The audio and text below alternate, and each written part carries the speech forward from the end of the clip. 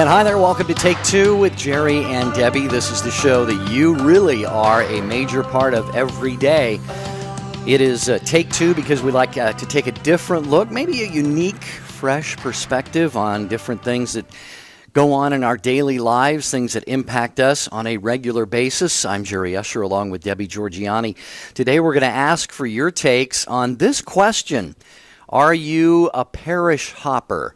And what we mean by that is not necessarily, you've had these, we all know that there are different styles of preaching and liturgy and music and all of this. So it's not necessarily, hey, I had a really bad experience here, so we went somewhere else. But rather just, have you found yourself, like, for example, if you live in an area like I do, I live within probably about equal distance of 2 or 3 different parishes. And so I belong to one, but there are certain, say, example situations where I'll get up on a Sunday and I say, hey, I'm going to go to this parish over here, or want to experience this pastor over here. So, Debbie, this is what we're looking for today, is just the experience that anybody may have had, or if they had the occasion to move, or if they just decided that they wanted something different in a parish for themselves and their families. 1-800-585-9396. That's the number to call. So we want to hear from you. What is your experience, like Jerry is saying? And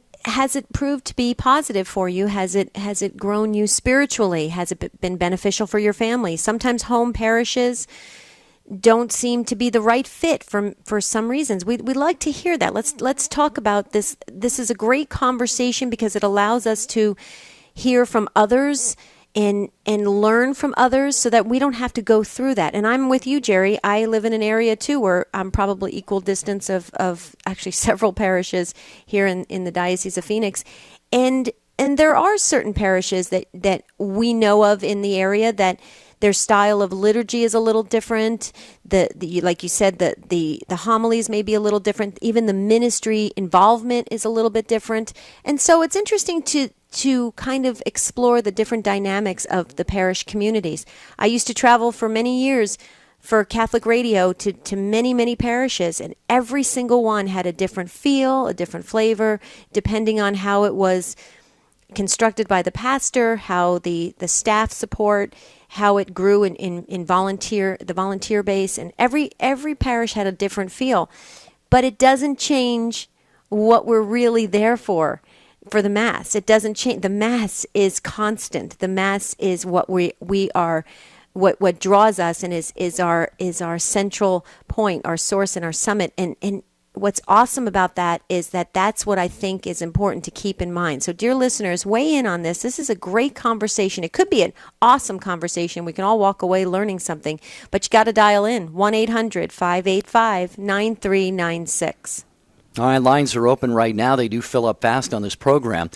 And so if you are one who has had occasion to change parishes, and by the way, we should mention, I did some research on this, and I was aware of this generally speaking already, but my understanding is that as Catholic Christians, we are not, by canon law, required to register in any particular parish. I think there was a time, some time ago, when I think the church sort of expected us to belong to the nearest parish, or the parish that we live in, the boundaries of that parish.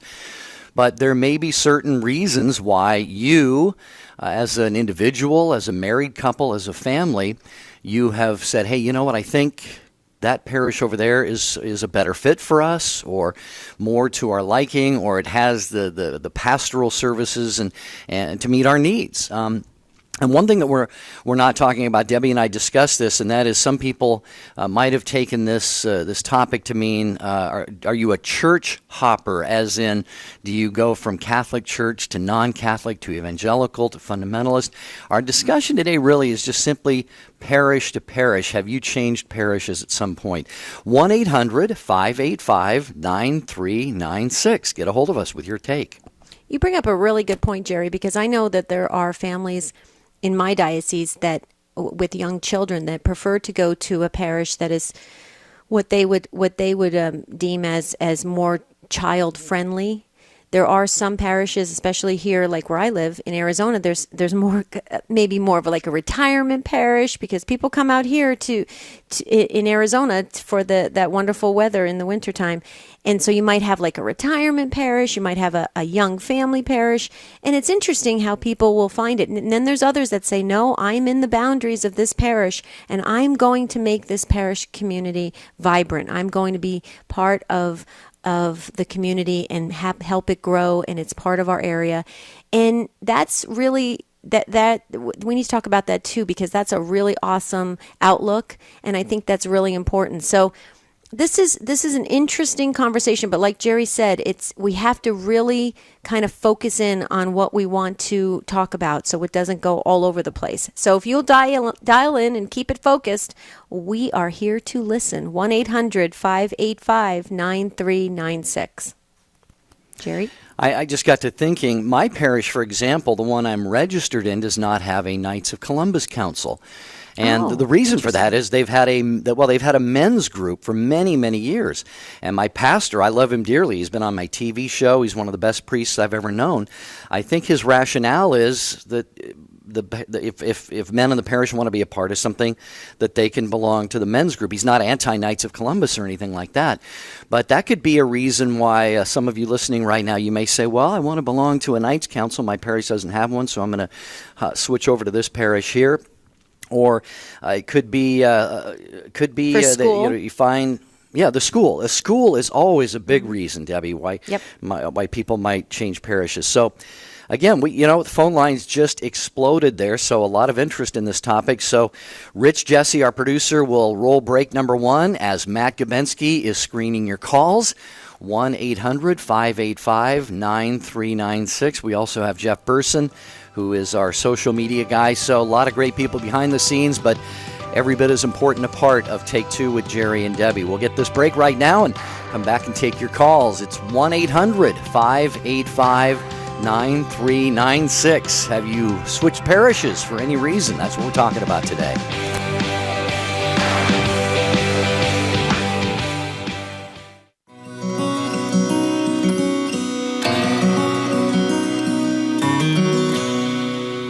And welcome to an EWTN Bookmark Brief. I'm Doug Keck. I just finished interviewing Father William Watson, S.J., about his book, Sacred Story Affirmations, Meditations on Discernment of Spirits. Father, you want to tell us a little bit about this book? Yes, Doug. The affirmations, the statements in here, are based on Ignatian principles of discernment from weeks 1 and weeks 2 of the exercises. I had taken them out as simple statements in my other book, 40 Weeks in Ignatian Path to Christ, as a beginning for the book to help people to start listening spiritually and in a discernment way to what was going on in their lives. I found that many people liked them so much, I decided to take each statement and put it into a 2-page meditation so that someone who may never pick up a more serious spiritual book could pick this up, read one of these, and find meaning in it in terms of their own spiritual life on a day-to-day basis. Right, it also says, plus reflections on creation, presence, memory, mercy, and eternity. Again, the book is Sacred Story Affirmations. The author is Father William M. Watson, S.J., available through the EWTN Religious Catalog. Look for the whole interview coming soon to EWTN. And this has been an EWTN Bookmark Brief. Thanks.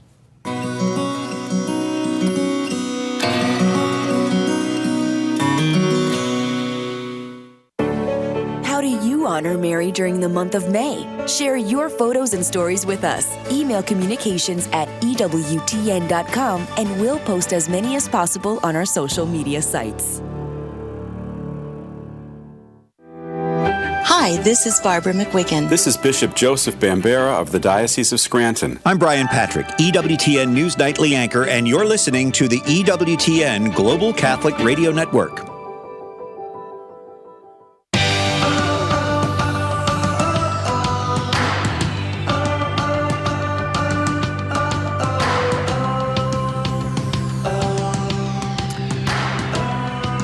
Thanks so much for joining us on Take Two with Jerry and Debbie. We're talking today about church hopping, parish hopping.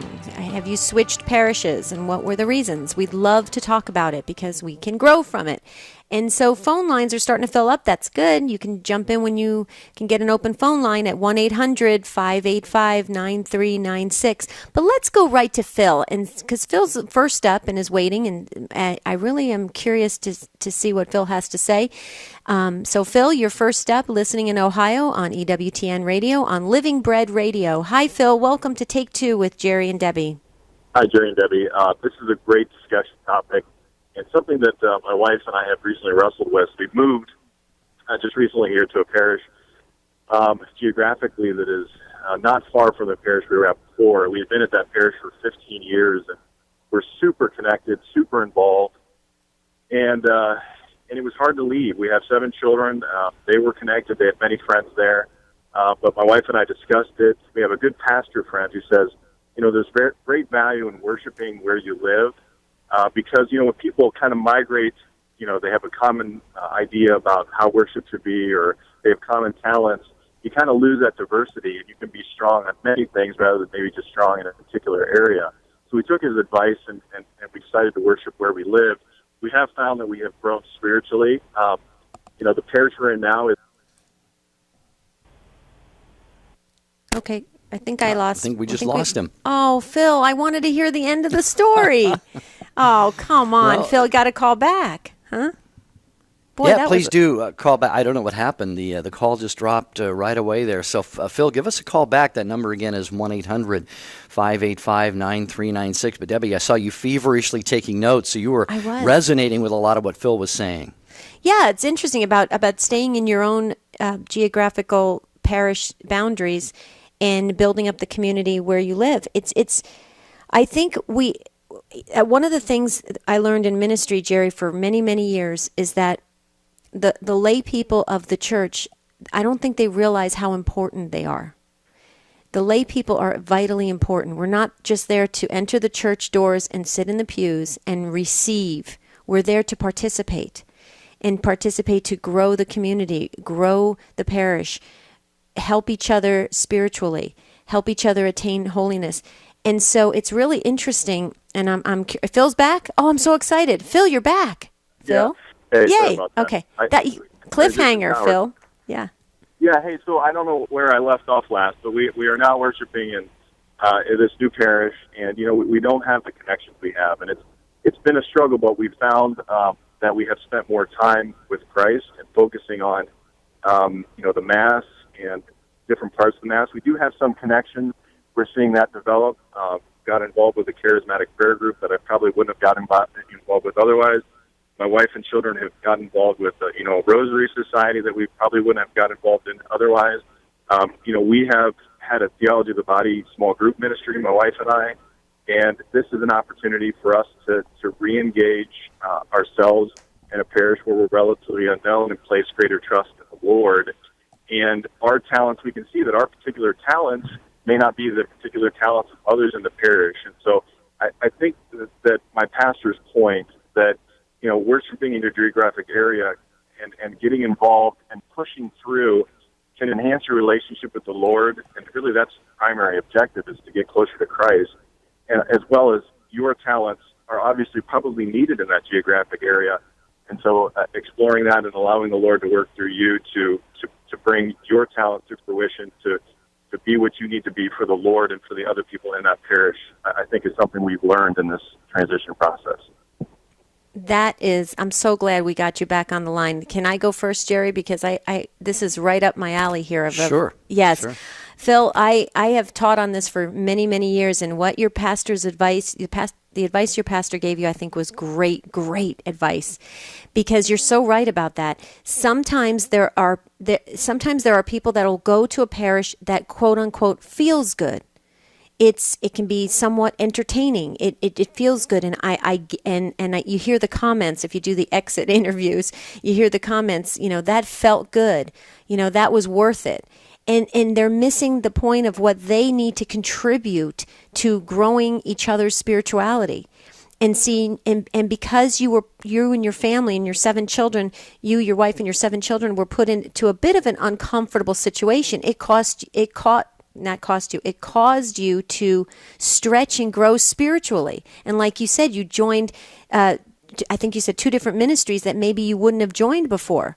You see how that stretches you and makes you grow. We're here to be a little bit uncomfortable so we grow and stretch and get closer to God. I would say amen to your story. I think that is really awesome. Is there anything else? Did I catch that the right way, or am I off base?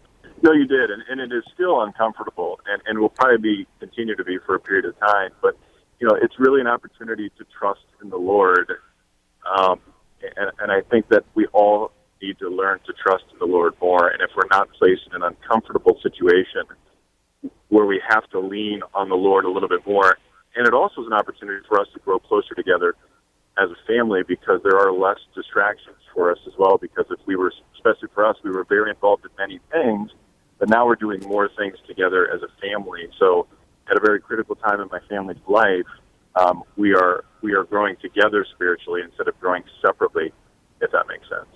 Oh, yeah. Yeah, no, it makes perfect sense, Phil. You found a good situation. God has certainly blessed you and your entire family, and you blessed us and our listeners with your take on the show today. Thank you so much, Phil, for calling from, I believe it was Ohio. Thanks for joining us on Take Two with Jerry and Debbie.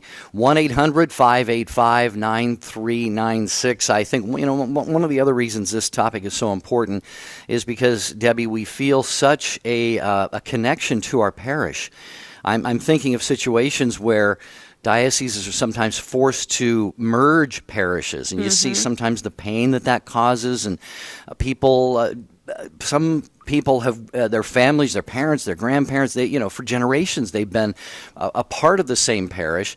Other people, I think we live in a more mobile, maybe not quite as connected world today, so maybe it's not quite as meaningful to some of the younger generation, but that's why I think it's good to have these conversations. So let's continue along with Bonnie in Patrick Springs, Virginia, listening to EWTN Radio on Sirius XM 130. Hi, Bonnie. Welcome. Hi. It's good to be on the show. Thank you, Bonnie.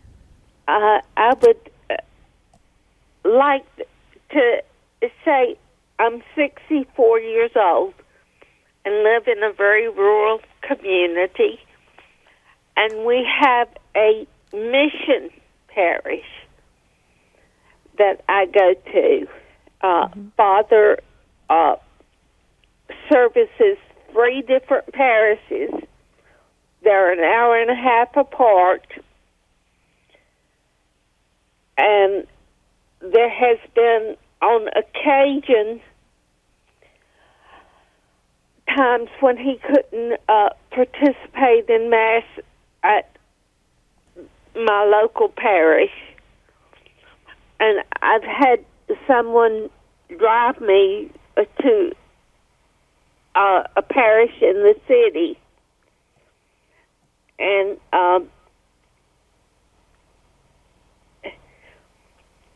where my local parish is simple and small and reverent, the city parish is large and loud, and they hold a reverent Mass, and I like the incense and the bells and all the statues and things that we don't have at our parish.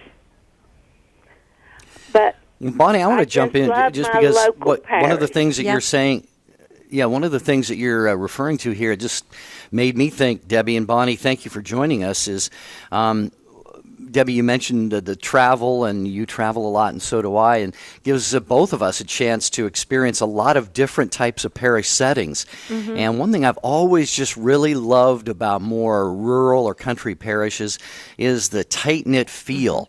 You Intimacy. just know that, like I said earlier, families have belonged there for generations, and maybe they're a little bit smaller. It's kind of cute to drive by a church sign and it says weekend masses Sunday at 10. Right. And they can always tell that you're a visitor, right? Because they go, hi, where are you from, as soon as you walk through the door.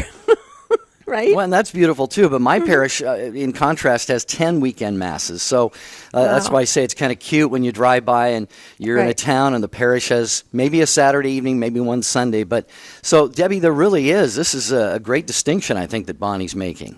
Yeah, I think, and in Bonnie, it sounds like you're very, very blessed. It sounds like you love your community. You love your pastor that is at your mission parish. I think mission parishes are oftentimes they are somewhat overlooked in the sense because they're not part of you got those big parishes, the mega parishes we like to call them, and then there's the mission parishes. The mission parishes have a unique feel all to their own. They're beautifully based. It's the community really coming together, and like you said, Jerry, being able to celebrate Mass together for maybe one Mass, maybe two Masses, and you might have to share. Your priest may have to travel around to many different parishes. The mission parishes are doing great work, and I will tell you that I have worked at mega parishes. I've worked at middle-sized parishes, and I've also helped out mission parishes.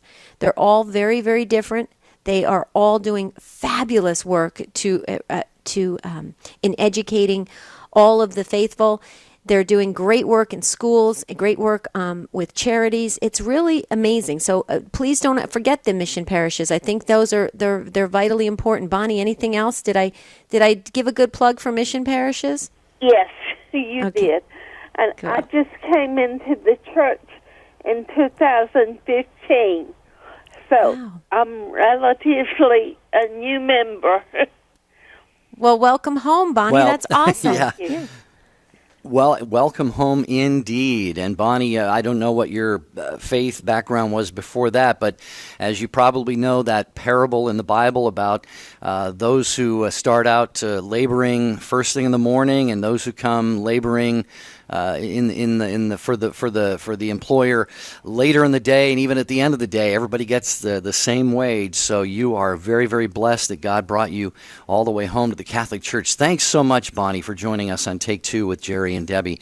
Kathy in Cheyenne, Wyoming, you will be next, listening to EWTN Radio, also on Sirius XM 130. Kathy, welcome to Take Two with Jerry and Debbie. Hi. Thank you for taking my call. Howdy. Anytime. Hi, Kathy. Hi. I probably have a little different feel. I'm in Cheyenne, Wyoming, and it's a little different here. We have 3 parishes in the diocese proper right here, and the masses are kind of staggered. So we don't really have the situation with people coming in late because they just can't get to whatever's going on. And so, they're 30 minutes apart between like the 3 9 o'clock nav, an 8:30 to 9 and a 9:30 between the 3 parishes, and we all share one school. So there's a lot of unity that way, but most of us are still kind of tied to one parish because if you're not going to the other 2 churches very often, and it's because because you just can't get to your regular Mass for whatever reason, they don't necessarily know you. And sometimes it's like, oh, wow, you're new, like she said, but actually you're not new. So anyway, it's a little bit of a distraction for me once you're involved in ministry. But I understand the blessing that we've been offered, and we're very fortunate here that we have wonderful homilists in all of our pastors and our associate priests and deacons, and we're just very blessed right here, at least for that the liturgy is just beautiful no matter where you go. But it is a little bit of a distraction for me if I'm not in my home parish where all the ministers know each other, and you can really get involved and bring your own personal experience to everything that you're doing in that parish. So, Right. So I'm going to shut up and let you guys talk. So No, thank you. no, That you was were beautiful, great. actually. Yes, that was beautiful, Kathy. And we were all commenting how we'd all love to live in Wyoming. So I think that we were just, it's beautiful. From what I've read, I've never been, but from what I've read and what I've seen on TV, it's absolutely gorgeous. And I guess your scenery is just absolutely beautiful. So you're very blessed. From what I see on TV, it sounds like it's that real for you as well. But Kathy, real quickly, I just wanted to say 3 parishes, different masses. You're absolutely right on. And here's the thing: when we have parishes so close together in different communities, and people can go to the time of the mass that fits with their schedule, there is something lost when you move out of your base, your community base, and you go to another parish. I mean, you're basically like you're visiting a town, really, because that parish community has built up relationships and friendships. I can tell you this, that from working in parishes for many years, over 25 years, I will tell you that when we used to be in the parish and we would not see a family for a couple weeks at a time, we would say, "What happened? Something must have happened. Where are they?" And it's interesting how the community, when it starts to get to know each other by name, by family relationships, by ministries, by prayer groups, Bible groups, adoration, adorer groups, it's interesting how the people get missed even for 1 week or 2 weeks. And so there is an element, a very important element for building that parish base, that parish community. Because of that, because we are communal people, we are called to be with each other and to build each other up and to stay connected with each other. And so it's very interesting. I have the same situation here in the Diocese of Phoenix. I could go to half a dozen parishes at any time that would fit for me. But it's interesting when you do that, you're basically a visitor in that other parish because you're not really part of the base. I don't know, Jerry, how does that work where you live? Do you have that same thing? Yeah, we have a very similar situation to what you have. You mentioned the influx of people, the snowbirds during the season, and at least in certain parts of the Phoenix area where you live. That's definitely the case where I live, which for those who are familiar with the Coachella Valley, the Palm Springs, Cathedral City, Palm Desert area, very much the same. But it's, in fact, it almost feels kind of touristy all the time for me, if I can put it that way. Right, I see a lot of the familiar faces and you wave and you say hi, but I just know that there's a lot of people that I'm seeing at masses that in a couple of months I'm probably not going to see for a few months, that kind of thing. So it is an interesting dynamic. It is. Kathy, is there anything else you wanted to share before we let you go? No, I just wanted to mention I moved actually to Cheyenne, Wyoming from San Bernardino Diocese, so I'm very, very familiar with what he's talking about out in the desert, and that's actually kind of common through the whole San Bernardino Diocese because there are just so many parishes and stuff, and we have some jumpers, but we also have some very small, wonderful parishes. My home parish in San Bernardino, Our Lady of the Assumption, very warm, welcoming, and I really felt like I had run away from home, when I first moved here. But I love Cheyenne now, too. So very cool. Very, very cool. Yeah. Thanks, Kathy, so very much for listening to Take Two and sharing your experience today. We really appreciate it. Keep us. So much, you guys. Yeah. Thank you. Thanks, Kathy. Good to hear from you. Take Two with Jerry and Debbie. We're talking about parish hopping today. Have you had an occasion to change parishes sometime in your life? Maybe it was because you moved, went away to college, you changed jobs. Maybe you just found something that was better fit across town. We're just looking for your takes on this today because it kind of helps us all get a better understanding of the dynamics of our faith. And, of course, as Catholics, we want to support our parishes, whichever one we belong to, especially if it's the one in whose boundaries we live. We're not canonically required to register there, but we don't want pastors to get mad at us by thinking that we're encouraging you to leave your parish and go somewhere else either. Just trying to have a discussion about this. So 1-800-585-9396. I'm going to go to Colorado Springs. Speaking of beautiful areas, Richard listening on KFEL to EWTN Radio. Hi, Richard. You're up next. Hello. Hello, Richard. Hey, How Richard. you doing? Yes. Yeah, I'm fine. I'm in Colorado Springs. Lucky. And, pardon? I said you're lucky. I love Colorado Springs. Yes, go ahead. Yes. I think we as Catholics are so very blessed.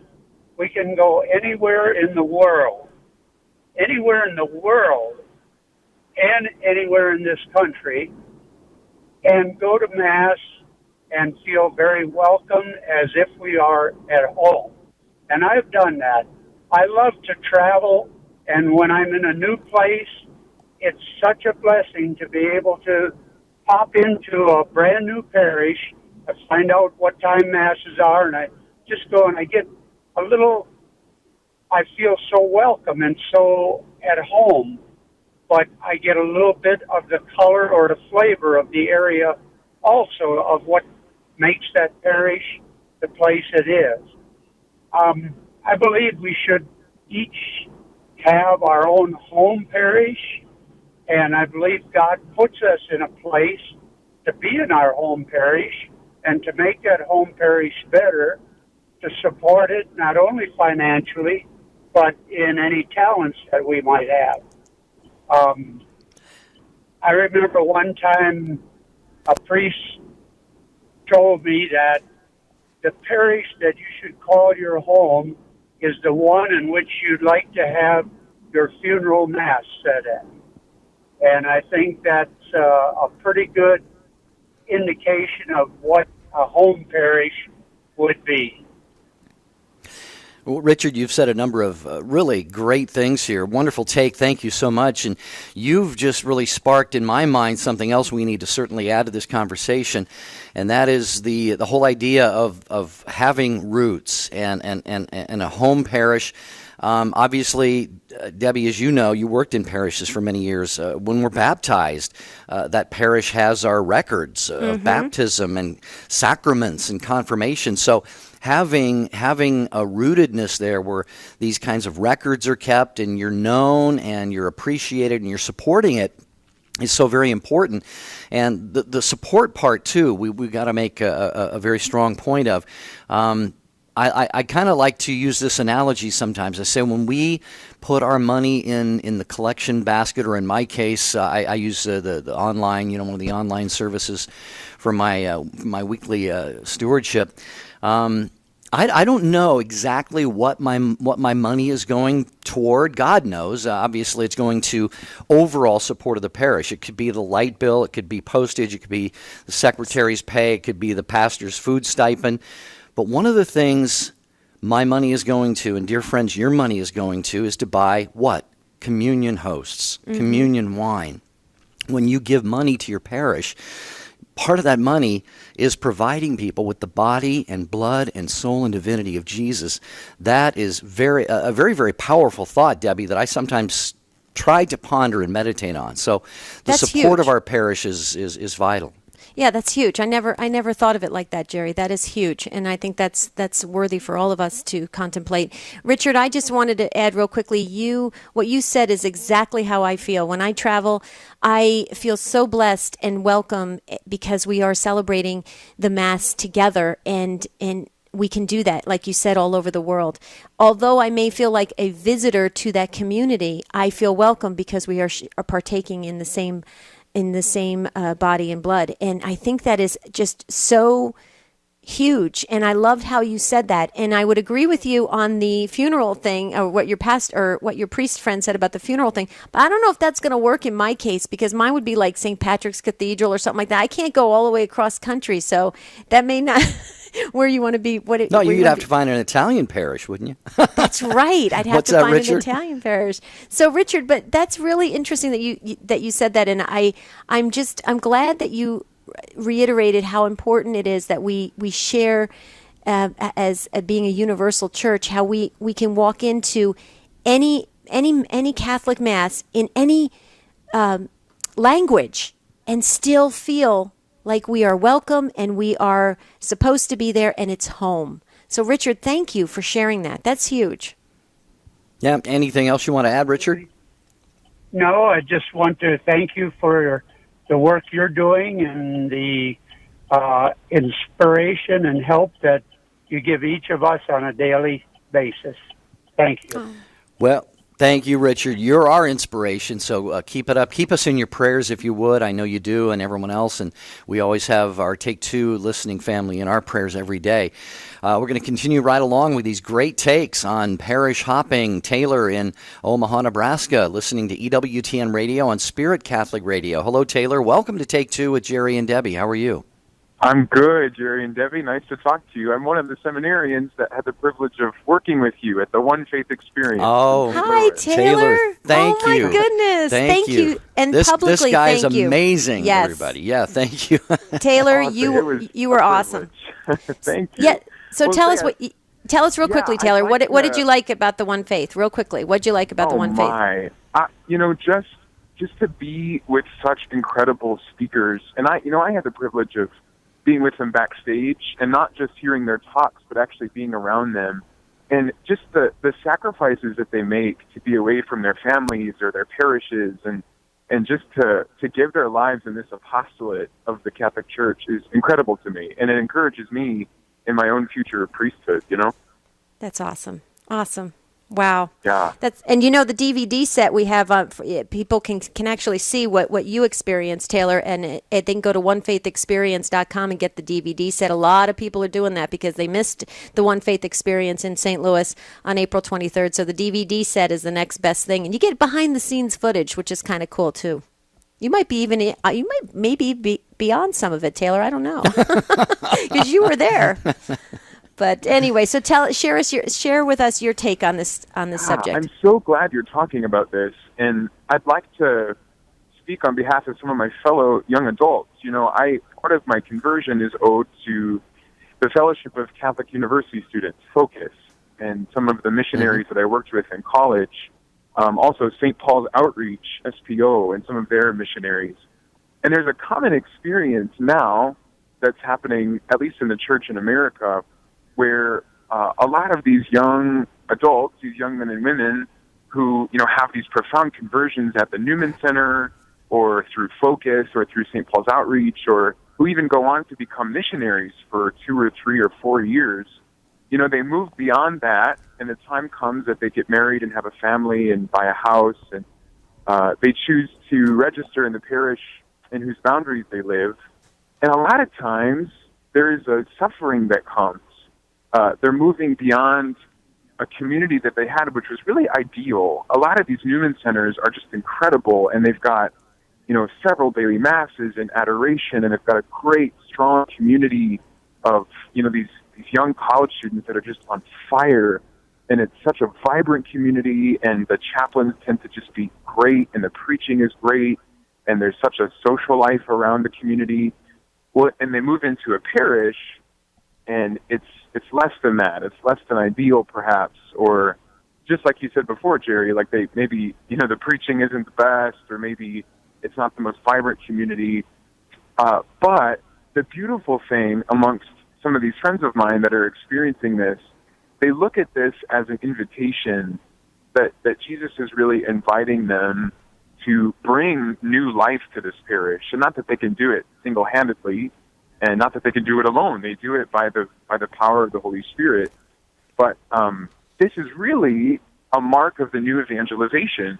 They're seeing this as their mission, to take everything that they experienced in their prior communities, Focus, St. Paul's Outreach, Newman Centers, whatever, and really bring this new fire to a parish that might have gotten sleepy over the years. And it's not easy for them, but it's beautiful that so many of them can see it in that way. It's really an invitation to almost be a missionary of sorts to this new parish that they belong to. You just said the word, Taylor, that I was going to say. They can be missionaries. It's a beautiful, beautiful take. I have a serious question to follow up with you on, but more of a kind of a kidding one before that. And I was wondering, maybe is part of the problem they can't find an 11 p.m. Mass once they get out of the Newman Center? That's right. No more going to last chance Masses. Yeah, I think that's beautiful, though, that Newman Centers offer even on weekdays late masses. But I think what I'm hearing you say, Taylor, is and this is true of any of us. I went to Franciscan University of Steubenville. Anyone who goes to a college, whether a Catholic college, there's a dynamic student body environment, a faith environment. It's a peer. You feel really connected to your peers. You share a lot of common goals. You're around the same age. And then you leave that. It's almost like leaving the womb, going out into the world, and that the trauma of that is that in any way fair to say? Absolutely. I think you said it spot on. And with young adults, there tends to be just a great level of vulnerability. You can kind of look around, at your 9 p.m. Sunday Mass and look around at your fellow college students and just say, wow, like I know a lot about everyone sitting around me.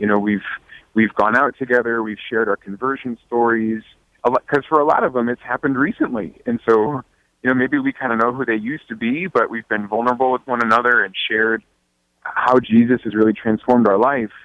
But sometimes at the parish, it's not quite the case. You might look around and you know people on the surface, but you haven't, walked this journey of conversion with them. So that's one thing that can be a little more difficult as you transition into a parish. Right.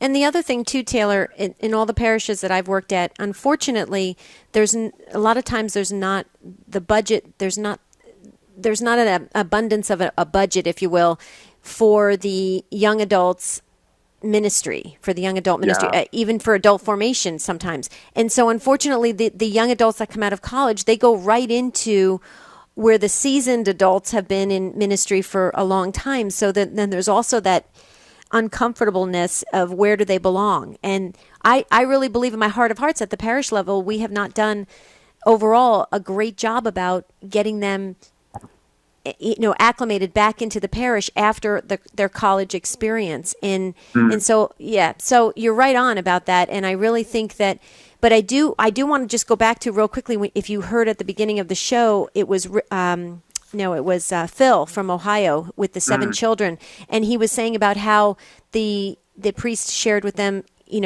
to be in their own home parish. And he was saying they're using their gifts. They're building up the community. They are stretching themselves. They're growing closer as a family. That's huge. And if those are great spiritual elements that we can learn from really imparting our gifts. So I've always told kids when they come back, I say kids, Taylor, because I'm a lot older, as you know, but I tell kids when they come out of college, go right into you some saw kind her, of Taylor, ministry. You know it. Yes, Taylor, you saw how slow I was moving on April 23rd. I'm teasing. You were great, Taylor, by the way. But it's true.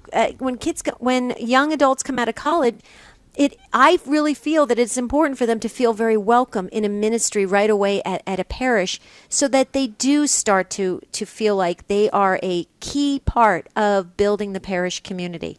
So I don't know if that kind of tails on what you're saying, but I'm a firm believer of that, and I think we need to do more in that area, especially.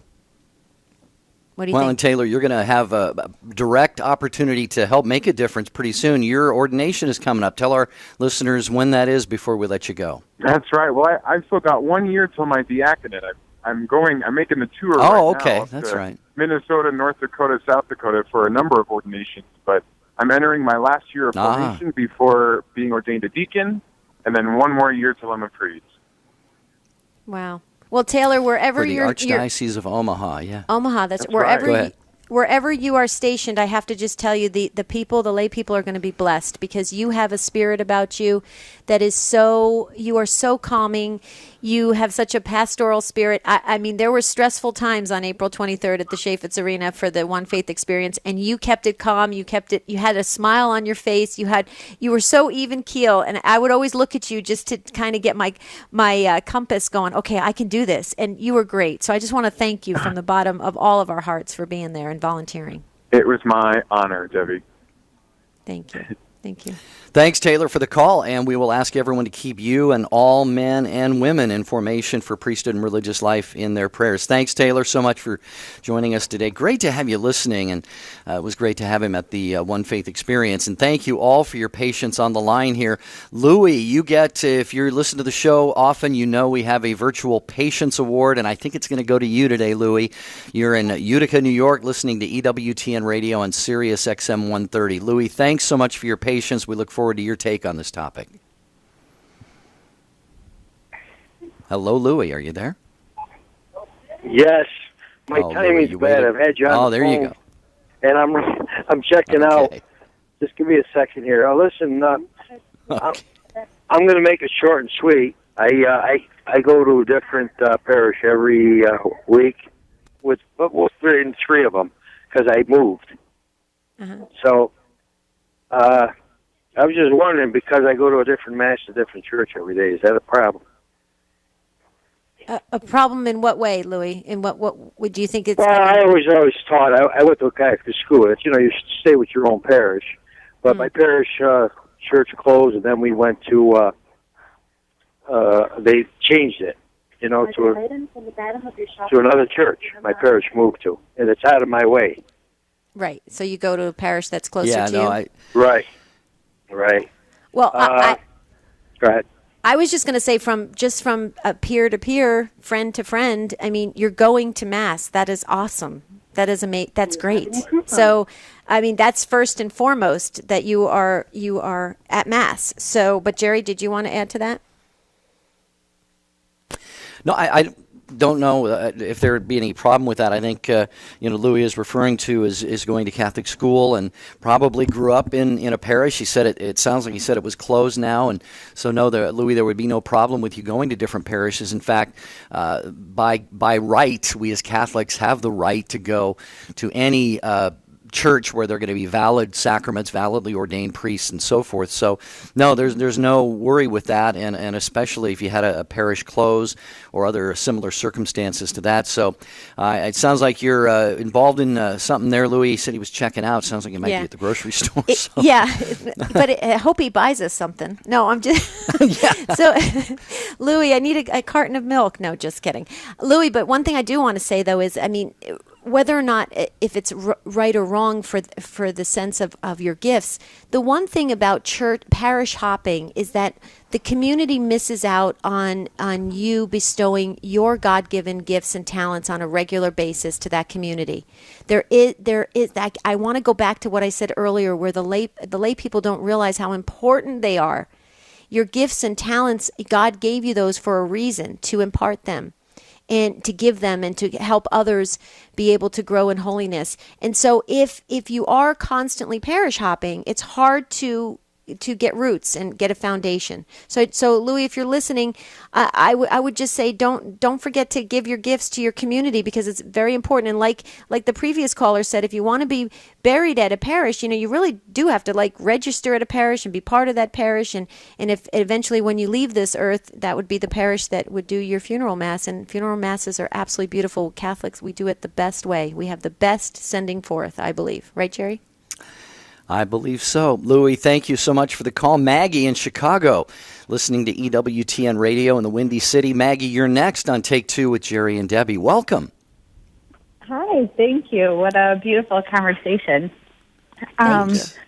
So my husband and I moved to Chicago after we got married, and we kind of had the plan that we were going to church hop as much as we could and kind of see the different churches throughout the city.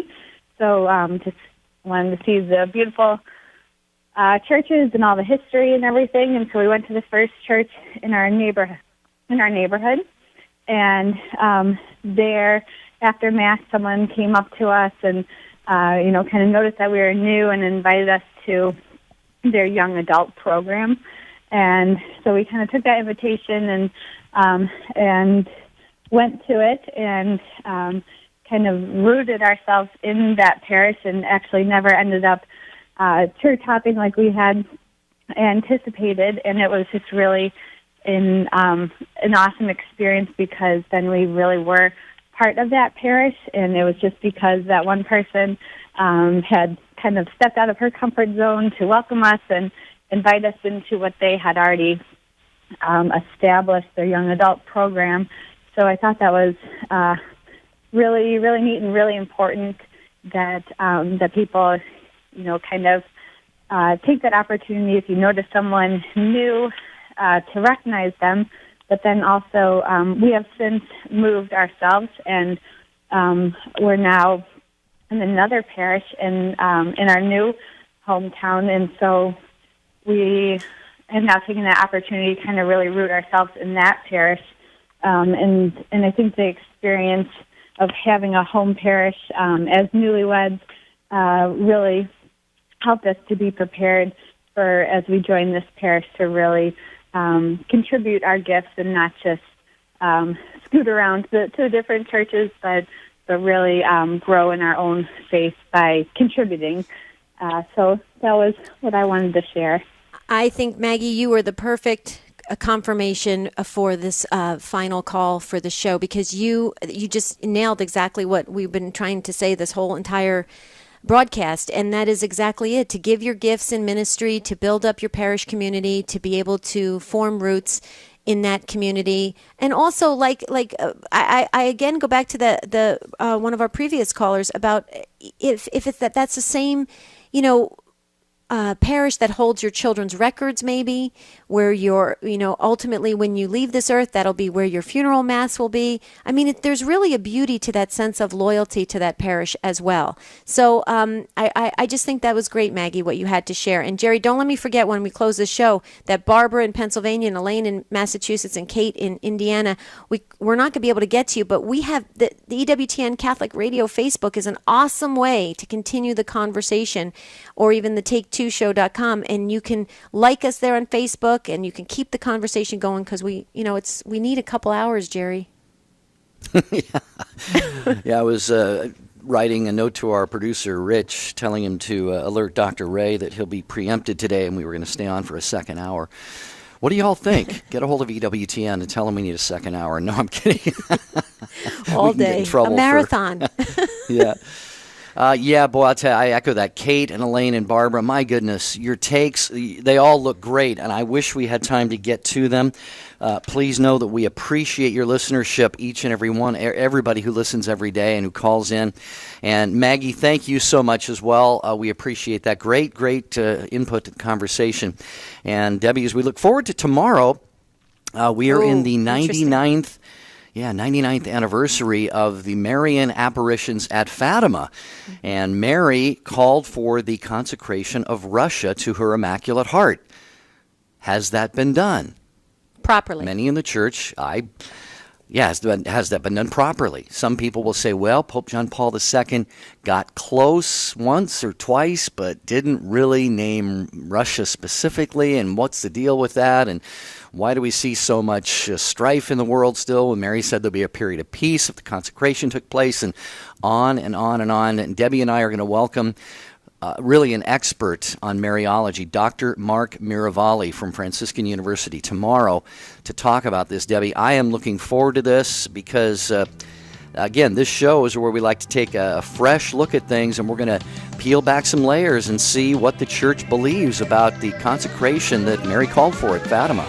It's going to be an exciting show. We don't want you to miss it, so make sure you set your dials, set your alarm clocks, make sure you have us on so that you can take part in the conversation. And please don't forget to like us on EWTN Catholic Radio Facebook. We're trying hard to get to 10,000 likes before our June 15th one-year anniversary of Take Two.